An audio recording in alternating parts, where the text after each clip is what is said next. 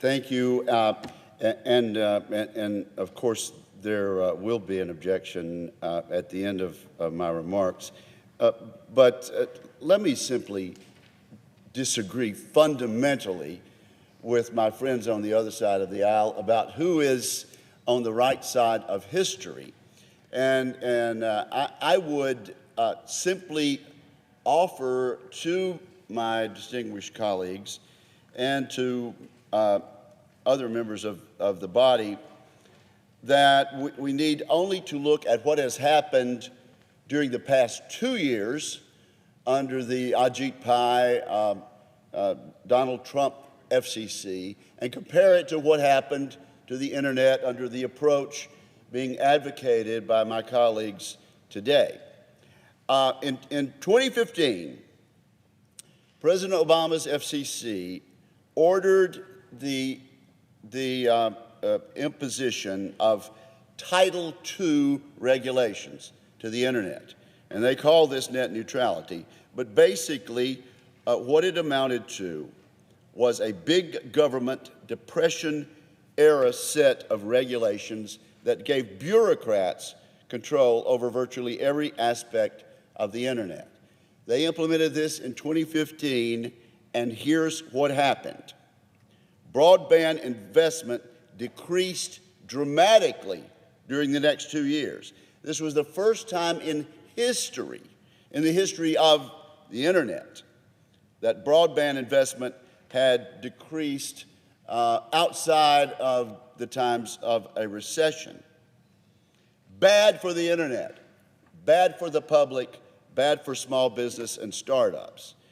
And so I wonder if it's from that the Save the Internet Act would save us. If they want to save us from innovation and growth, then perhaps the Save the Internet Act would get the job done, because we had no growth during that time and less innovation.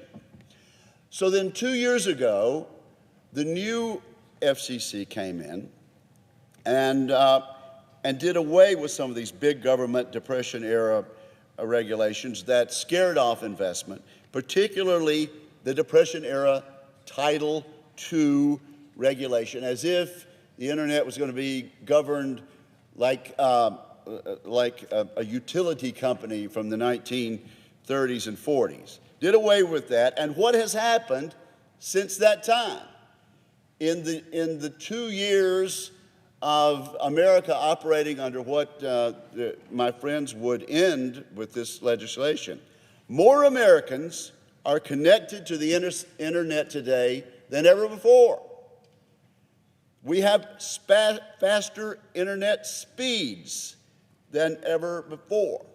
We have more rural Americans in states like my home state of Mississippi and all across the great heartland of America. More rural Americans are now getting more internet at faster speeds. So we have two choices to choose from today. The one 4 years ago that led to less growth and a recession in the growth of the internet, and the past 2 years where we now are better off than ever before. But I will agree with my colleagues in one respect. We should have no discrimination online, and we don't have discrimination online today. There are no lanes, as my friends on the other side of the aisle have said. There is no favoritism in what we're doing. We just have prosperity and huge growth in the internet. If my friends on the other side of the aisle want to join us in enacting a permanent statute so we don't go back and forth between a regime of Democratic-controlled FCCs and Republican-controlled FCCs, and they'd like to help us in that regard, statutorily place non-discrimination online in the law, free and open internet in the law, outside of the regulation of something that we've imposed on another part of our economy half a century ago, then I hope they'll join in the bipartisan effort that Senator Sinema and I are participating in, the Senate Net Neutrality Bipartisan Working Group. I would hope they would want to join us in that regard.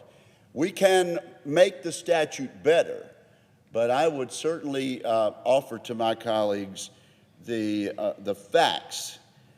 And the facts are that the past 2 years have been a time of great growth of the internet. The previous 2 years under Depression-era rules were a time of decreased, dramatically decreased investment. And so for that reason, Mr. President, I do object to the unanimous consent request offered by the distinguished gentleman from Massachusetts.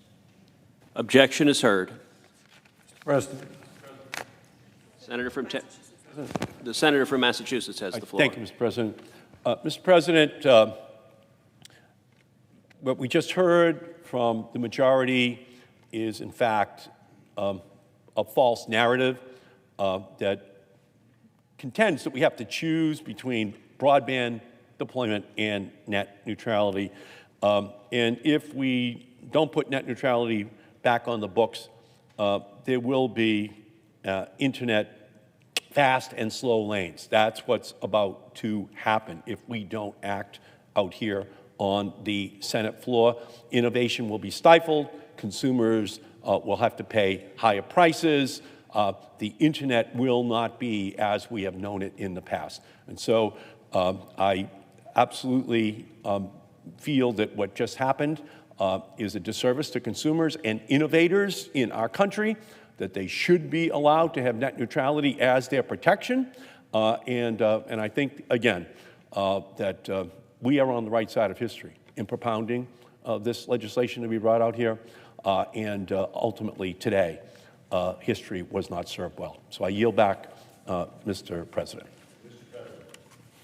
Senator from Mississippi. I would simply say in response to my good friend from Massachusetts, where are the fast and slow lanes? They may happen sometime.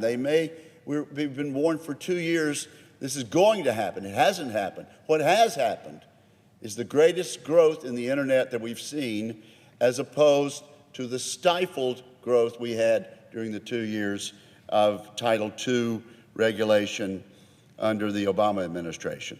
I want to work with them on non-discrimination online. Everyone wants a fair and open internet, but I think everyone also wants the great growth that we've had over the past 2 years, and we can have it with a bipartisan bill like the one Senator Sinema and I are working on, and unlike the idea of putting us under Depression-era rules. Thank you, Mr. President, and I yield the floor.